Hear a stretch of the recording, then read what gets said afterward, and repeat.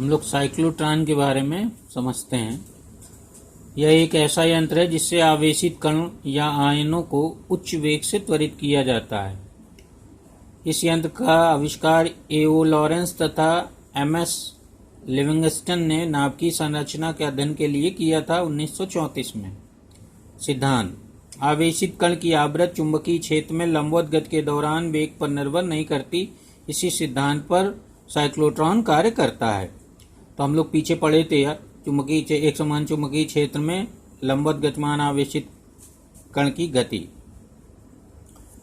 लंबवत दिशा में। तो उसमें हम लोगों ने पढ़ा था कि जो आवर्तकाल होता है या आवृत्ति होती है 2πm/क्यूब होती है, जो वेग पर निर्भर नहीं करती, यानी किसी भी वेग के लिए आवृत्ति में कोई परिवर्तन नहीं होता। तो उसी सिद्धांत पर यह कार्य करता है। रचना: इसमें डी आकार के दो चालक धातु के खोखले पात्र होते हैं जो एक दूसरे के सामने कुछ अंतराल पर रखे होते हैं। इन्हें D1 व D2 कहा जाता है और संयुक्त रूप से इन्हें डीज कहते हैं। और इन्हें उच्च आवृत्ति के प्रत्यावर्ती स्रोत, जिसको दोलित कहा जाता है, से जोड़ दिया जाता है। इसके चारों ओर चुंबकीय क्षेत्र उत्पन्न करने की भी व्यवस्था होती है। एक डी के परिधि के पास विक्षेपक प्लेट लगी होती है जो त्वरित कण को डीज से बाहर निकालती है। यहाँ पर पूरा उपकरण दिखाया गया है और पूरा उपकरण निर्वातित बॉक्स में रखा होता है। तो ये डीज हैं, ये D1 है और ये D2 है, दोनों मिल के डीज कहलाते हैं। और ये दिखाया गया ये बॉक्स है, इसके अंदर निर्वात है। निर्वात इसलिए रखा जाता है ताकि जो त्वरित कण हैं वह वायु के अणुओं से न टकराएं और अपनी ऊर्जा का ह्रास न करें। यह डीज से D1 और D2 डीज से ये दोलित जोड़ा गया है। और यहाँ पर डी के पास में, ये परिधि के पास में विक्षेपक प्लेट लगी होती है और डी में एक छोटा सा होल होता है, छिद्र होता है, जिससे आवेशित ये त्वरित कण तीव्र वेग से बाहर निकलता है। और इस बॉक्स में भी एक छेद होता है जिससे बाहर निकल आता है, छिद्र से बाहर निकल आता है या त्वरित कण। और ये इसके चारों चुंबकीय क्षेत्र उत्पन्न करने की व्यवस्था होती है। यहाँ पर ये कागज तल के लंबवत ऊपर की ओर चुंबकीय क्षेत्र दिखाया गया है। अब कार्य विधि देखते हैं कैसे कार्य करता है। डीज के केंद्र पर रखे स्रोत से, ये जो केंद्र है इसके पास एक स्रोत रखा है, यहाँ पर S मैंने बनाया हुआ है। स्रोत से उत्पन्न आयन या प्रोटॉन यदि D1 की ओर आकर्षित होते हैं, यह निर्भर करता है D1 और D2 की वैद्युत ध्रुवता पर।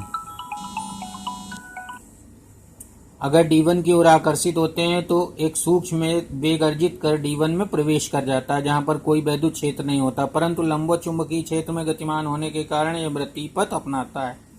वृत्तीय पथ अपनाने के कारण कुछ समय बाद यह D1 के अंदर से होता हुआ बाहर निकलता है। और जैसे ही D1 से यह बाहर निकलता है वैसे ही डीज की ध्रुवता बदल जाती है और दूसरे D2 द्वारा यह आकर्षित किए जाने लगता है। तो इस प्रकार इसका वेग फिर से बढ़ जाता है और वेग बढ़ने के कारण अब यह D2 में अंदर प्रवेश करता है और बढ़ी हुई त्रिज्या के वृत्तीय पथ पर चलता है।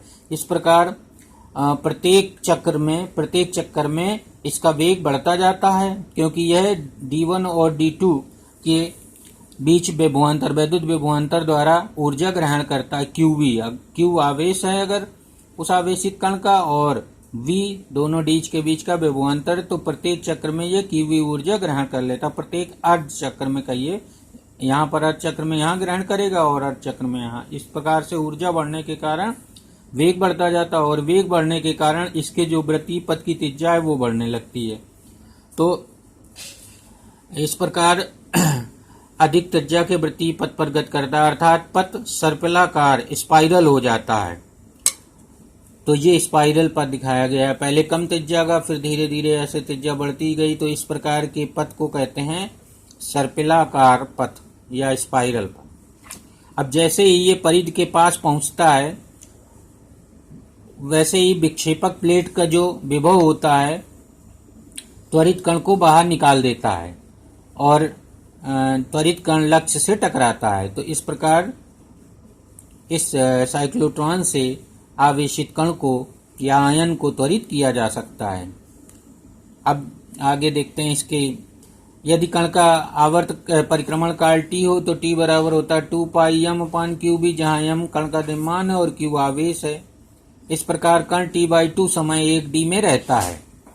इस आवर्त काल के आधे समय 1d में रहता है।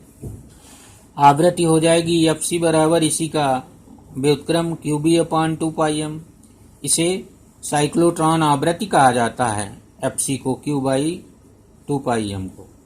अब दोलित की आवृत्ति, ये दोलित की आवृत्ति अगर fa मान लिया जाए तो fa का मान fc के बराबर होना चाहिए, तभी वह लगातार त्वरित होता है।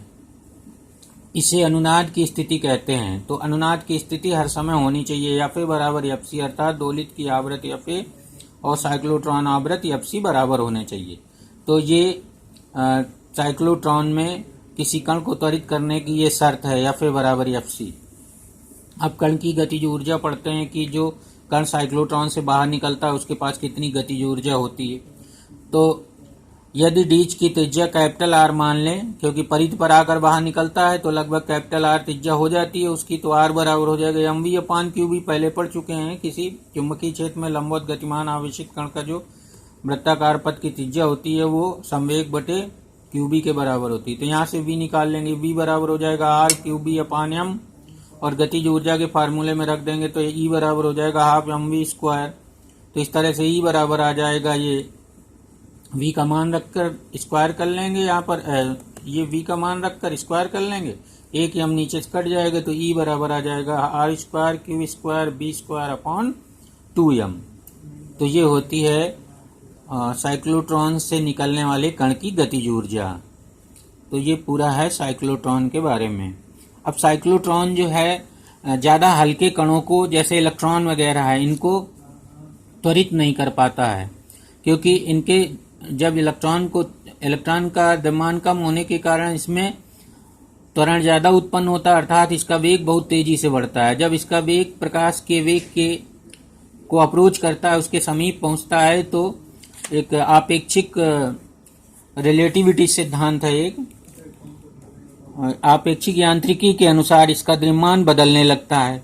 तो द्रव्यमान बदलने के कारण ये जो इसकी फ्रीक्वेंसी है साइक्लोट्रॉन आवृत्ति m बदलने के कारण fc बदलने लगता है।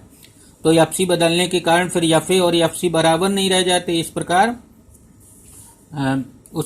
वह अधिक वेग अर्जित नहीं कर पाता। तो इसके द्वारा कम द्रव्यमान के आवेशित कण जैसे इलेक्ट्रॉन आदि को त्वरित नहीं किया जा सकता।